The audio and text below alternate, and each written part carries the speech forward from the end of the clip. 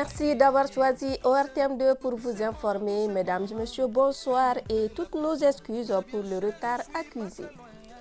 Le président de la transition, le colonel Assimi Goïta, était ce matin à Kaya.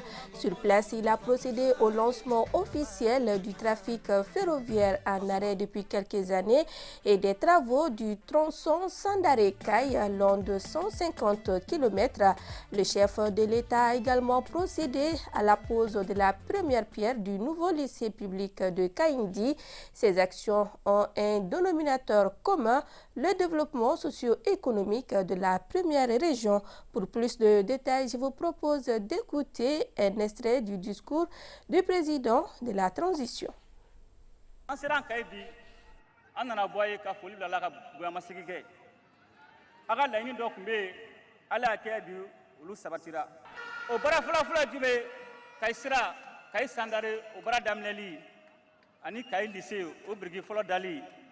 Ani chemin de fer baraw damleli bebe kay nafa do ana joro do mali nafa soro sira la ni te foye kay kungola ni don droni anga ngamu na bo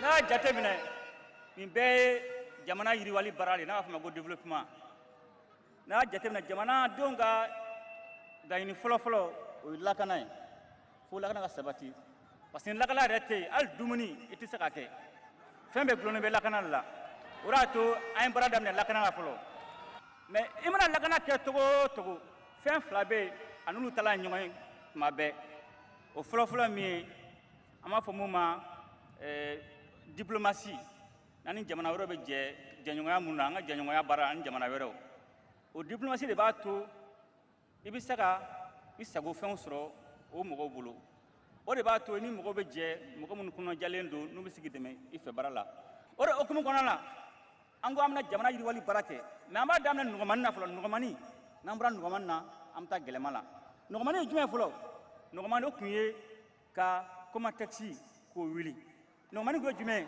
ka IMPP ko wili ngomani go jume ka chemin de fer ka terrain na wili ngomani sala daga ulu ben déjà ka ba amulu la ben mba to am saka bara damne noy mena gelema ngi jume sisan o gelema o fana bara be sena sabla daga ni mogo ma birge boto yu ta do ko bara baka ke abe famia mu ma ta to be nya an nyashi fen kura chima ma ni ala je jamana kan nafa soro srawla aya se malen ko ka foko mali sanu aka ke malen tay malen ko ka sanu ko ka sege o kofe an jekulu do bla gouvernement jekulu sigi senga mu be sanu go sege ka do mu ala mu atu malen ta nafa soro la o jekulu sigira ule sege like adona ko mali jamana abolo a sesirle do kadi nanzaroma o kele ay société le créer nafma ko sorem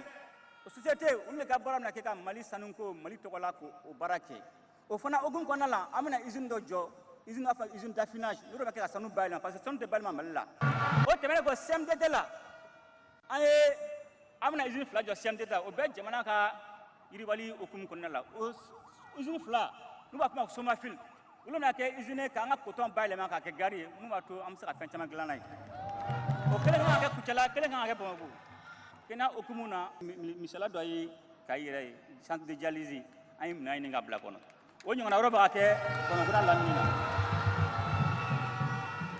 na ane ngani ay mi kaye ka do so bele ba do jo mali kono malen shide ba ka ta fra kena mable bebe fra ke jamana kono sena okum kono la fra sube wilka jola muma to senegal ob suba senegal to la fia kono amano gore an jugume kala jugu te kibe jugume dungbe abe bali mo la ka cheninge ona tabulo be rasubu seke mumba tu senab sa ke to na senama ke dunga fa at saka sabati o dunga fa bara abaka ke kalango okum ko nala aba transition dam la pamana kalango ko ngagele ali ka examen droit de kere ko ngagele so gela do bi kol karamo ni gouvernement mo wote mala barakala o gelaw o wila ka boy kalan dam la kay ko ka université duma kay go université droit mo bi.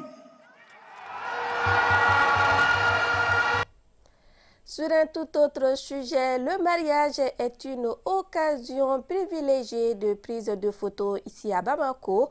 Pour ce faire, ils sont nombreux les mariés et leurs accompagnants à se mettre dans leurs plus beaux habits.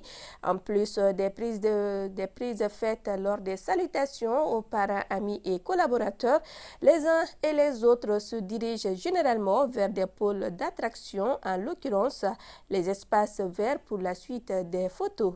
Idrissa Barayougo. Les dimanches à Bamako, c'est le jour de mariage. Et oui, dimanche à Bamako, c'est le jour de mariage. Les espaces verts, la périphérie des monuments et autres lieux prestigieux servent généralement de pôles d'attraction pour les mariés et leurs accompagnants pour des séances de photos en guise de souvenirs. C'est le cas par exemple ici au niveau du monument de la paix, témoin privilégié de nombreuses photos de souvenirs à l'occasion des mariages dans la cité des Trois Caïmans. Je trouve que ce lieu il est très beau pour prendre les photos. Donc du coup, on est venu pour prendre les photos. Moi-même, je ne connais pas ici, mais c'est mes amis qui m'ont parlé d'ici. Donc du coup, on est venu pour prendre les photos. Donc je trouve ici très cool. Le lieu il est beau. Donc on est là pour profiter. On a choisi le monument de la paix. Nous voulons la paix toujours. Le lieu est très satisfaisant. Bon, on veut que ça soit bien meilleur que ça aussi. C'est pour nous tous. Hein? Donc on veut que le lieu soit aussi très bien fait, bien que ça aussi. La forte sollicitation de la périphérie de ce monument réside dans la verdure qu'elle propose aux visiteurs. Une verdure qui fait le charme et la beauté de cet endroit. On est très content aujourd'hui, on est très heureux et nous n'avons pas choisi ce lieu-là par hasard parce que c'est un lieu qui devient maintenant coutumier pour les mariés qui ont vu que c'est un beau paysage. Si nous essayons de voir dans tout Bamako, c'est l'un des lieux les plus attirants et qui nous a poussé de venir jusqu'ici. Sinon, naturellement, nous sommes des Calaban, et on a beaucoup d'autres endroits où nous pouvons aller faire nos prises de photos. Mais nous avons choisi ici parce que le paysage est très beau et il y a beaucoup d'ambiance également. Franchement, il y a beaucoup de gens à Bamako ici venant prendre leurs photos de mariage ici. Donc, je constate que leurs photos sont très jolies. C'est pour cela que nous aussi, on a quitté Bangoni, Razel, ainsi que Krofina Nord aussi. Il ne reste qu'à souhaiter heureux ménage à ces nouveaux couples. Les dimanches à Bamako, c'est le jour de mariage. Lancement de la 6e édition de l'émission de télé-réalité Galador. Elle est organisée par l'association Mali Gala et vise à contribuer à la valorisation de la teinture au Mali. Pendant près de 2 mois, 10 candidats seront mis en compétition. L'artisanat vecteur de paix et de réconciliation, c'est le thème retenu pour cette édition. Modibo Sidibé. Booster les secteurs de la teinture au Mali, telle est la volonté qui anime depuis 6 ans l'association Mali Gala. Cela à travers l'organisation d'une émission de télé-réalité entre artisans teinturiers. Ce soir, je suis vraiment heureuse. Cela fait 6 années que nous sommes sur cette émission et ce mouvement.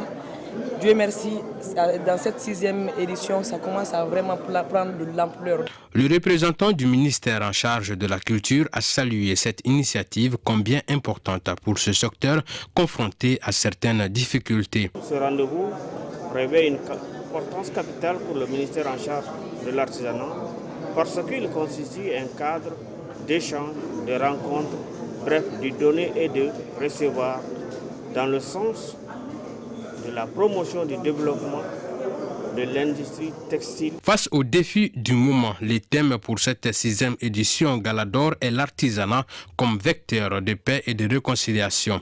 Nous pensons que vraiment si nous prenons ce thème comme artisanat, vecteur de paix et de réconciliation, tout le monde allait se voir dans ça. Et avec l'artisanat, nous pouvons vraiment rassembler le Mali. Au total, ils sont 10 candidats à compétir cette année. Occasion pour eux de montrer leur talent et leur savoir-faire au public. Pour cette édition 2023, les organisateurs ont apporté des innovations. Bon, les innovations cette année, comme vous l'avez si bien vu, nous sommes soutenus par l'UNESCO. Et là, nous avons à peu près formé 100 teinturiers du Mali. Nous avons aussi comme pays d'honneur la Côte d'Ivoire. Selon les initiateurs, cette émission permettra aux acteurs du secteur de mieux s'épanouir. Auparavant, en début de soirée, un panel sur les enjeux et les perspectives de la teinturerie a été animé par des professionnels du secteur. La finale de l'émission aura lieu le 22 septembre prochain. Les mototaxis ravissent de plus en plus la vedette aux autres moyens de transport. C'est du moins l'avis de certains usagers qui trouvent tout de même élevé les frais de transport. Quant aux conducteurs, ils expliquent cette cherté par l'augmentation des frais afférents aux pièces de leur engin et au coût élevé de la vie. Astanso. Moyens de transport de plus en plus privilégiés, les mototaxis semblent faire la pluie et le beau temps dans les transports en commun. Les mototaxis, bien qu'étant sollicités, certains usagers trouvent que les tarifications ne font qu'augmenter au fil des jours. Les prix de la course a vraiment augmenté depuis quelques temps. Au départ, les prix étaient abordables, mais tel n'est plus le cas pour des raisons que je ne saurais dire. Il fut un temps où on pouvait prendre la moto à 200 francs, mais maintenant c'est uniquement à partir de 500 francs, même si la distance est minime. Les conducteurs de mototaxis qui font face à cette accusation de surfacturation des courses s'expliquent. Les alibis sont nombreux et les cas de figure pouvant expliquer cette hausse du prix sont multiples et divers. Le prix des courses a augmenté car le carburant est cher. En plus de cela, les frais des documents en la matière ont aussi connu une hausse, sans oublier l'interdiction de prendre 2 usagers à la fois. Et quand on rassemble tous ces facteurs, forcément les prix connaîtront une augmentation. Il est vrai qu'à un certain moment, le prix du carburant avait augmenté, mais tel n'est plus le cas actuellement. De ce fait, il n'existe pas de raison valable pour expliquer la surfacturation de la course. Pour ma part, j'évite cette pratique.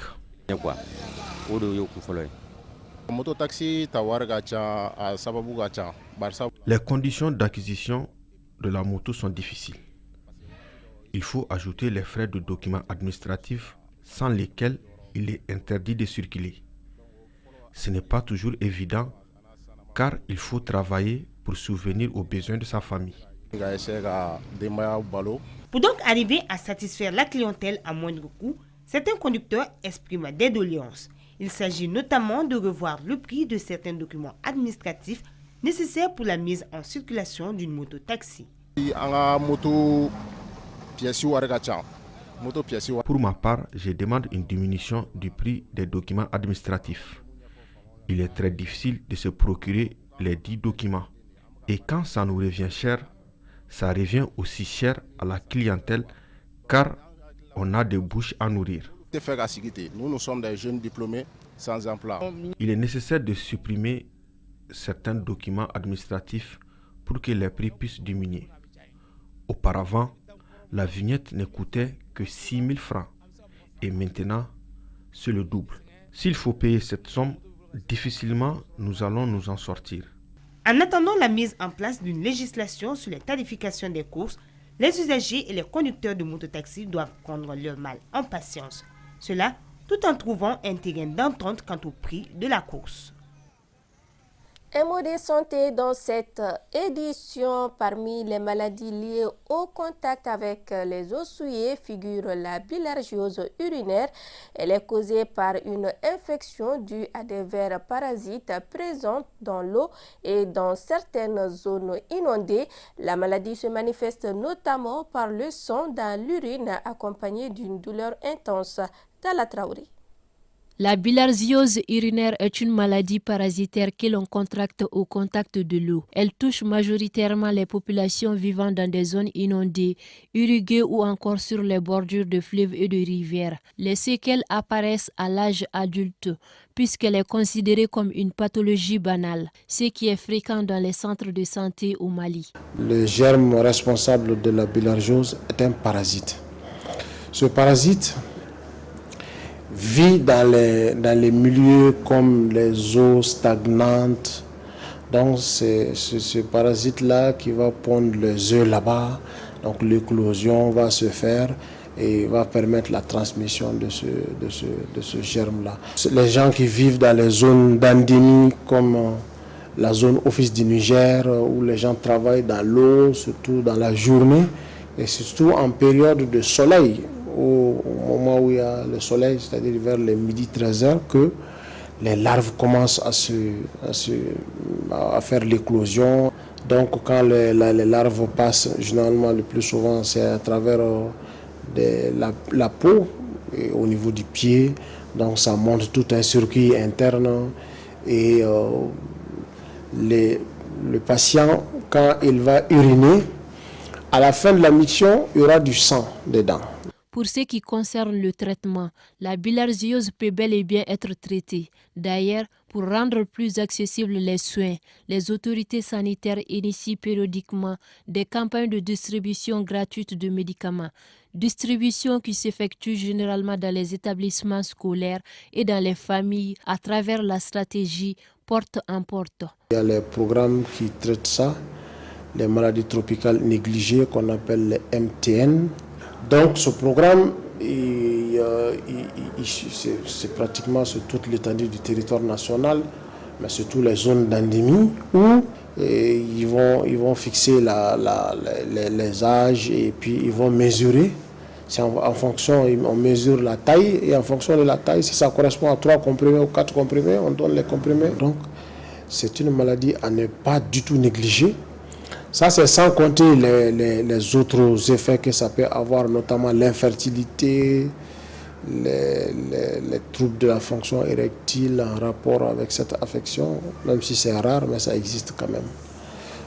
Et cette maladie peut se compliquer, évidemment. En cas de symptômes de cette maladie, notre interlocuteur conseille de se rendre dans le centre de santé le plus proche. La réussite du traitement dans une courte durée en dépend. C'est ce qui m'a fait à cette édition. Grand merci à vous de nous avoir suivis. Très bonne suite de nos programmes et bon début de semaine.